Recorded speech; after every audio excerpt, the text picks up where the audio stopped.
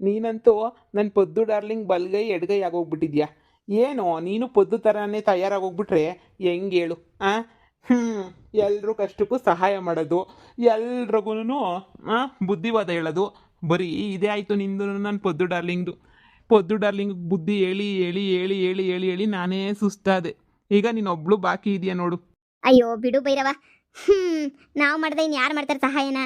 ಅದೇನೋ ಅಂತಾರಲ್ಲ, ಕಷ್ಟದಾಗಿದ್ದವ್ರನ್ನ ನೋಡಿ ಸುಮ್ಮನೆ ಕುತ್ಕೊಳ್ಳೋಕೆ ನಮಗಂತೂ ಮನಸ್ಸೇ ಬರಲ್ಲ. ಈ ಹಳ್ಳಿ ಒಂಥರ ನನಗೆ ಬಹಳ ಇಷ್ಟ ಆಗೋಗ್ಬಿಟ್ಟೈತೆ. ನನಗಂತೂ ಇಲ್ಲೇ ಇರಬೇಕು ಅಂತ ಹೇಳ್ಬಿಟ್ಟು ತುಂಬಾ ಆಸೆ ಅನ್ನಿಸ್ತೈತೆ, ಎಲ್ಲ ಆಗ್ತೈತೆ. ಅದಕ್ಕೇನೆ ನಾನು ಹೇಳಿದ್ನಲ್ಲ, ಈ ಹಳ್ಳಿನಲ್ಲೇ ಸೆಟ್ಲ್ ಆಗಿಬಿಟ್ಟಿದ್ದೀನಿ. ಬಿಡು, ಈಗ ಅದು ಎಲ್ಲನೂ ಯಾಕೆ, ನೀನು ಆರಾಮಾಗಿದೆಯಲ್ಲ ಅಷ್ಟೇ ಸಾಕು. ಪೊದ್ದು ಚಿಕ್ಕಮ್ಮನ ಬಿಟ್ಟು ನನ್ನ ಹುಡಿಕೊಂಡು ಬಂದುಬಿಟ್ಟಿದ್ದೀರಾ? ನಾನು ಯಾವತ್ತು ನನ್ನ ಪೊದ್ದು ಡಾರ್ಲಿಂಗ್ನೇ ಹುಡಿಕೊಂಡು ಹೋಗೋದು. ಪೊದ್ದು ಡಾರ್ಲಿಂಗು ಬರ್ತಾವಳೆ ಇಲ್ಲಿಗೆನೇನೆ, ಅದಕ್ಕೆ ಕಾಯ್ತಾ ಇದ್ದೀನಿ. ನೋಡು, ಒಳ್ಳೆ ಕಾರ್ಯ ಮಾಡಬೇಕಾದ್ರೆ ಯಾರ ಬಗ್ಗೆನೂ ಏನು ಕೇಳಕ್ಕೆ ಹೋಗ್ಬೇಡ. ಆರಾಮಾಗಿ ಮಾಡು, ನಿನ್ನ ಕೈಲಾದಷ್ಟು ಸಹಾಯ ಮಾಡು. ದೇವರು ನಿನಗೆ ಎಲ್ಲೋ ಒಂದು ಹತ್ರ ಒಳ್ಳೇದು ಮಾಡ್ತಾನೆ, ಸರಿನಾ? ಹಾಂ, ಸರಿ ಸರಿ ಆಯಿತು. ಉಷಾ, ಹೇ ನಿಧಿ, ಹೆಂಗಿದ್ಯಾ? ಚೆನ್ನಾಗಿದ್ಯಾ? ಇವಾಗ ಬಂದಾ? ಏನು ಹೊಲ್ದತ್ರ ಹುಡಿಕೊಂಡು ಬಂದುಬಿಟ್ಟಿದೆಯಲ್ಲ? ಇನ್ನೇನು ಮಾಡಲಿ, ಮನೆ ಹತ್ರ ಹೋಗಿದ್ದೆ, ಅಮ್ಮನೂ ಇರಲಿಲ್ಲ, ಯಾರೂ ಇರಲಿಲ್ಲ, ಅದಕ್ಕೆ ಹೊಲ್ದತ್ರ ಹುಡಿಕೊಂಡು ಬಂದೆ. ಮತ್ತು ನಮ್ಮನೆ ಹತ್ರನೂ ಹೋಗಿದ್ದೆ. ಅಮ್ಮ ಹೇಳ್ತಾ ಇತ್ತು, ಉಷಾಯಿಂದ ನಿಮ್ಮ ಅಣ್ಣ ಕುಡಿಯೋದೆಲ್ಲ ಬಿಟ್ಬಿಟ್ಟ, ಈಗ ಒಳ್ಳೆಯವನಾಗ್ಬಿಟ್ಟವನು, ಹಾಗೆ ಹಿಂಗೆ ಅಂತ. ಭಾಳ ಖುಷಿ ಆಯಿತು ನೀನು ಇಷ್ಟೊಂದೆಲ್ಲ ಸಹಾಯ ಮಾಡ್ತಿರೋದು, ಅದು ಇದು ನೋಡಿದ್ರೆ ನನಗಂತೂ ಏನೋ ಒಂಥರ ಖುಷಿ ಆಗ್ತೈತೆ. ತುಂಬ ಜನಕ್ಕೆ ತುಂಬ ಸಹಾಯ ಮಾಡ್ತಾ ಇದೆಯಾ. ನಮ್ಮ ಕೈಲಾಗಿದ್ದು ನಾವು ಮಾಡಬೇಕಲ್ವಾ? ನಮ್ಮ ಕೈ ಮೀರಿದ್ದೇನು ಮಾಡೋಕ್ಕಾಗಲ್ಲ, ಆದರೆ ಕೈಲಾದಷ್ಟು ನಾವು ಮಾಡ್ಬೋದಲ್ವಾ? ಆದರೆ ನನ್ನ ಜೀವನದಲ್ಲಿ ಆ ಥರ ಬಿಟ್ಬಿಟ್ಟು ಸುಮ್ಮನೆ ಮದುವೆ ಆಗ್ಬಿಡ್ನಾ ಅಂತ ಹೇಳ್ಬಿಟ್ಟು ತುಂಬಾ ಬೇಜಾರಾಗ್ತೈತೆ ನನಗಂತೂ. ಉಷಾ, ನಾನು ಮದುವೆ ಮಾಡ್ಕೊಬಾರ್ದಾಗಿತ್ತು, ಅದು ಅರ್ಜೆಂಟಾಗಿ ನಾನಂತೂ ಮದುವೆನೇ ಮಾಡ್ಕೊಬಾರ್ದಾಗಿತ್ತು. ಏನೋ ಮಾಡ್ಕೊಳಕ್ಕೆ ಹೋಗಿ ನಾನು ಇಷ್ಟಪಟ್ಟೆ, ಆದರೆ ಅವ್ನು ಮೊದಲು ಥರ ಇಲ್ಲ. ಮೊದಲು ನಾನು ಪೊದ್ದು ಮಗಳು ಅಂತ ಹೇಳಿದಾಗ ಆರಾಮಾಗಿದ್ದ, ಏನೂ ಮಾತಾಡ್ತಿರಲಿಲ್ಲ. ಅವಾಗ ನನ್ನೂ ಇಷ್ಟಪಡ್ತಾ ಇದ್ದ, ನನ್ನ ಜೊತೆನೂ ಇರ್ತಾ ಇದ್ದ. ಆದರೆ ಯಾವಾಗ ನನ್ನ ಸಾವುಕಾರನ ಮಗಳು ಅಂತ ಗೊತ್ತಾಯಿತೋ ಆವಾಗಿಂದ ತುಂಬಾ ಚೇಂಜ್ ಆಗೋಗ್ಬಿಟ್ಟ. ನನಗೇನು ಮಾಡಬೇಕು ಅಂತಲೇ ದಿಕ್ಕೇ ತೋಚ್ತಾ ಇಲ್ಲ. ನೀನು ಬಿಡು, ನಿನ್ನ ಹತ್ರ ಆಸ್ತಿ ಐತೆ, ಇಲ್ಲ ಹಾಗೆ ಹಿಂಗೆ ಅಂತೇಳ್ಬಿಟ್ಟು ಸುಮ್ಮನೆ ಯಾಳಿಸ್ತಾವೆ ನನಗಂತೂ. ಮದುವೆ ಮಾಡ್ಕೊಂಡು ಇಷ್ಟು ದಿನದಲ್ಲಿ ಒಂದಿನ ನಾನು ಖುಷಿಯಾಗಿರೋ ದಿನನೇ ಇಲ್ಲ. ನನಗಂತೂ ತುಂಬಾ ಬೇಜಾರಾಗ್ತೈತೆ. ಏನು ಮಾಡಬೇಕೋ ಎತ್ತೋ ಒಂದು ಗೊತ್ತಾಗ್ತಿಲ್ಲ ನನಗಂತೂ. ಏನು ಮಾಡೋದು? ಅದಕ್ಕೆ ನಿನ್ನ ಹತ್ರನಾದರೂ ಹೇಳ್ಕೊಳ್ಳೋಣ ಅಂತ ಹೇಳ್ಬಿಟ್ಟು ಬಂದೆ. ಏನು ಹೇಳ್ತಾ ಇದೆಯಾ ನಿಧಿ? ಉಷಾ, ನಾನೇ ತಪ್ಪು ಮಾಡಿಬಿಟ್ಟೆ. ನೀನೇ ಹೇಳ್ತಾ ಇದ್ದೆ ನಮ್ಮ ಅತ್ತೆ ಮಗನಿಗೆ ನನ್ನ ಮೇಲೂ ಲವ್ ಐತೆ ಅಂತ ನೀನು ಯಾವತ್ತೆಂದೋ ಹೇಳಿದ್ದೆ. ಈಗ ನೋಡಿದ್ರೆ ಈ ಥರ ಹೇಳ್ತಾ ಇದೆಯಾ? ಅದು ಆಗ, ಹೀಗಲ್ಲ. ಅವಾಗ ಅವನೇ ನಾನು ಇಷ್ಟಪಡ್ತಾ ಇರಲಿಲ್ಲ, ನಾನೇ ಹಿಂದಿಂದೆ ಹೋಗ್ತಾ ಇದ್ದೆ, ಅದು ಇದು ಅಂತ ಹೇಳ್ತಾ ಇದ್ದೆ. ಆದರೆ ಏನು ಮಾಡೋಣ, ಇವತ್ತು ನನಗೆ ಯಾರೂ ಇಲ್ಲ. ನನ್ನ ಕಷ್ಟನ ಯಾರಿಗೆ ಹೇಳ್ಕೊಳ್ಳೋಣ ಅಂತಲೇ ನನಗೆ ಗೊತ್ತಾಗ್ತಿಲ್ಲ. ತುಂಬಾ ಬೇಜಾರಾಗ್ತಾಯಿತ್ತು ನನಗಂತೂ. ಅಮ್ಮಂಗೆ ಹೇಳ್ಕೊಂಡ್ರೆ ಅಮ್ಮನೂ ಬೇಜಾರು ಮಾಡ್ಕೋತಾರೆ, ಯಾಕಂದರೆ ಇದು ನಾನು ಮಾಡ್ಕೊಂಡ್ರೆ ತಪ್ಪು ಕೆಲಸ ಅಲ್ವಾ?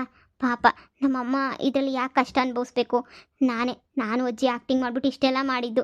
ಬಿಡು, ನಮ್ಮ ಮಾವ ಚೆನ್ನಾಗಿರ್ತಾರಲ್ಲ ಅಂತ ಅಂದ್ಕೊಂಡು ಏನೇನೆಲ್ಲ ಮಾಡಿಬಿಟ್ಟೆ. ಆದರೆ ಆಗಿದ್ದೆಲ್ಲ ನಾನು ಉಲ್ಟಾ. ಬೆಳಿಗ್ಗೆ ನನ್ನ ಹತ್ರ ಮಾತಾಡ್ಬೇಕಾದ್ರು ಅಷ್ಟೇ, ಮುಖಕ್ಕೆ ಮುಖ ಕೊಟ್ಟು ಮಾತಾಡ್ಸಲ್ಲ, ಮುಖ ತಿರುಗಿಸ್ಕೊಂಡು ಮಾತಾಡ್ತಾನೆ.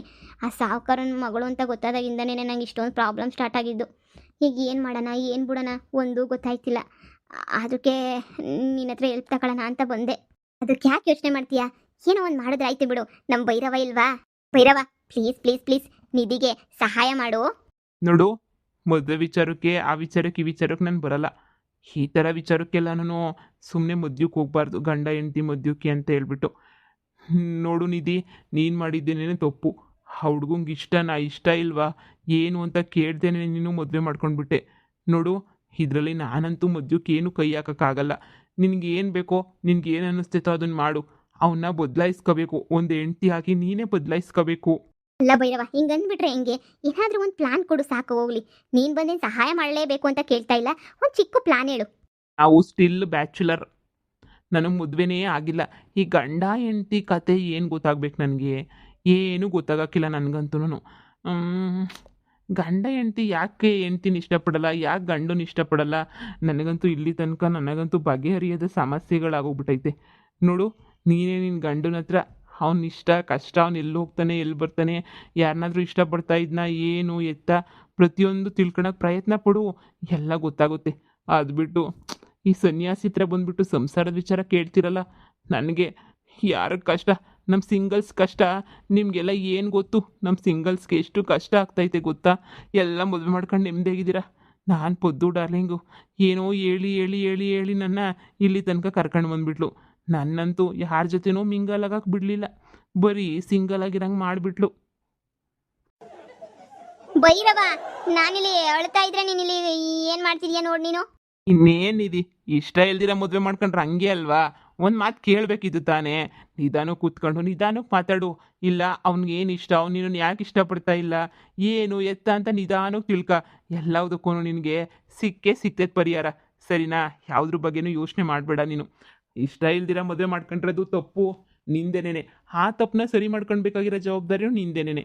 ಆದಷ್ಟು ಬೇಗ ನಿನ್ನ ತಪ್ಪನ್ನ ನೀನು ಸರಿ ಮಾಡ್ಕೊಳ್ಳೋಕೆ ಪ್ರಯತ್ನ ಮಾಡು, ಸರಿನಾ? ಅವನಿಗೇನಾದರೂ ಸಹಾಯ ಮಾಡು, ಅವನಿನ ಮನಸ್ಸನ್ನ ಗೆಲ್ಲಕ್ಕೆ ಪ್ರಯತ್ನ ಪಡು. ಆದಷ್ಟು ಬೇಗ ಗೆಲ್ತಾನೆ.